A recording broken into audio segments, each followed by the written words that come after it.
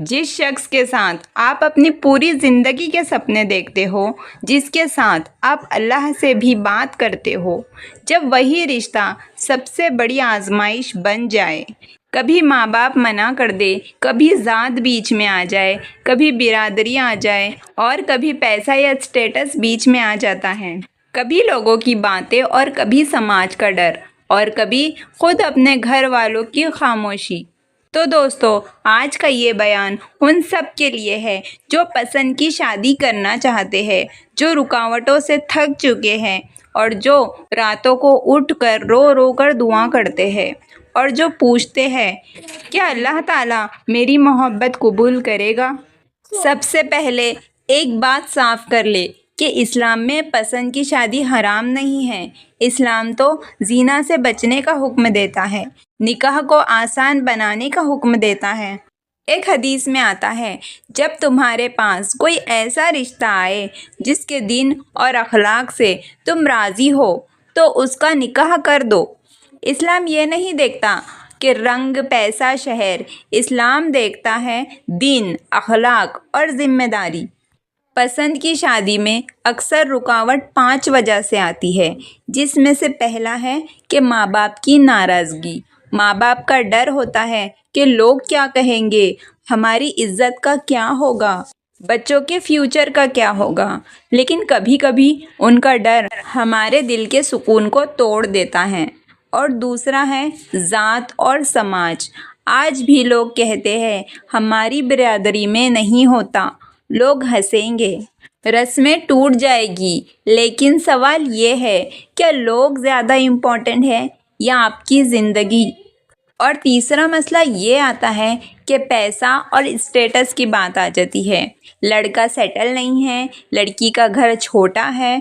देखिए, रिस्क का मालिक अल्लाह ताला है, फिर भी लोग रिस्क का फैसला खुद करते हैं। चौथा मसला ये है कि रिश्तों की साजिशें, कभी चाचा, कभी फूफी, कभी दूर के रिश्तेदार जो आग लगाकर खुद किनारा हो जाते हैं। और पांचवा मसला है कि तकदीर की आजमाइश। कभी सब ठीक होता है, फिर अचानक से सब कुछ बिखर जाता है। ये भी अल्लाह की तरफ से इम्तिहान होता है।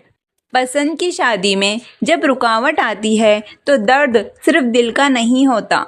नमाज में दिल नहीं लगता, दुआ में आंसू रुकते ही नहीं, हर शादी का कार्ड जख्म बन जाता है। और लोग दिलासा देते हैं और कहते हैं कि भूल जाओ, लेकिन दिल नहीं मानता। लेकिन याद रखिए, कुरान में अल्लाह ताला फरमाते हैं, अल्लाह किसी जान पर उसकी ताकत से ज़्यादा बोझ नहीं डालता। बहुत सारे लोग पूछते हैं क्या मोहब्बत गुनाह है। अगर आप हद में रहे, ज़िना से बचे, निकाह का इरादा रखे, तो फिर मोहब्बत गुनाह नहीं होती। गुनाह होता है सब्र को छोड़ देना और बुराई की तरफ चले जाना। याद रखिए, सब्र सबसे बड़ा इम्तिहान है। सब्र का मतलब ये नहीं कि चुप रहना और टूट जाना। सब्र का मतलब होता है अल्लाह ताला पर भरोसा रखना, गलत रास्ते से बचना और सही वक्त का इंतज़ार करना। और अल्लाह ताला सब्र करने वालों के साथ होता है। तो चलिए दोस्तों, बात करते हैं पसंद की शादी के लिए ताकतवर दुआओं के बारे में। जी हाँ, जो है दुआएं इस्तिखारा। जब फैसला मुश्किल हो तो अल्लाह से फ़ैसला मांगिए और ये दुआ रोज़ पढ़िए, अल्लाहुम्मा इन काना हद्दल अम्रु खैरन ली। सूरे यूसुफ पढ़िए, क्योंकि ये सूरा मोहब्बत, जुदाई, सब्र और इज़्ज़त ये सब कुछ सिखाता है। दूसरा है तहज्जुद की नमाज। जब दुनिया सो रही हो तब अल्लाह से रो रो कर दुआ मांगो, क्योंकि तहज्जुद के वक्त की दुआ कभी भी खाली नहीं जाती। अक्सर एक सवाल लोग बहुत पूछते हैं कि अगर शादी ना हो तो। देखिए, ये सवाल बहुत दर्दनाक होता है। याद रखिए, कभी कभी अल्लाह वो चीज़ छीन लेता है जो हमें पसंद होती है, ताकि हमें वो दे जो हमारे लिए बेहतर हो। क्योंकि हमें तो वो चीज़ पसंद है, पर हमें ये पता नहीं होता कि वो हमारे लिए बेहतर है या नहीं। हो सकता है तुम किसी चीज़ को पसंद करो और वो तुम्हारे लिए बुरी हो। اب ہمیں شادی کے لیے ماں باپ سے بات کرنی ہے تو کیسے کرنا چاہیے؟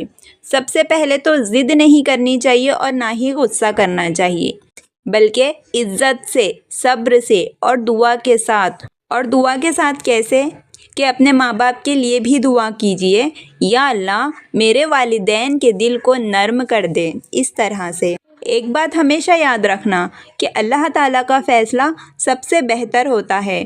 اگر اللہ نے ملا دیا تو شکر ہے، اور اگر اللہ نے دور کر دیا تو بھی شکر ہے، کیونکہ اللہ تعالیٰ کبھی بھی دل توڑتا نہیں ہے بلکہ وہ دلوں کو بچاتا ہے، اور اس کے فیصلے ہمیں آگے جا کے سمجھ آتے ہیں۔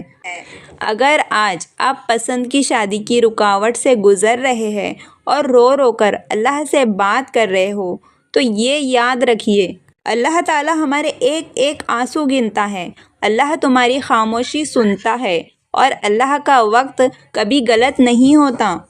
ہو سکتا ہے آج نہیں تو کل، لیکن جواب ضرور ملے گا، تو اتنا بہتر ملے گا کہ آپ کہو گے یا اللہ شکر ہے تو نے اس وقت منع کر دیا۔ دوستو، ویڈیو کیسی لگی مجھے کمنٹ میں ضرور بتانا، اور اگر آپ کا کوئی بھی سوال ہو تو کمنٹ میں ضرور پوچھیے۔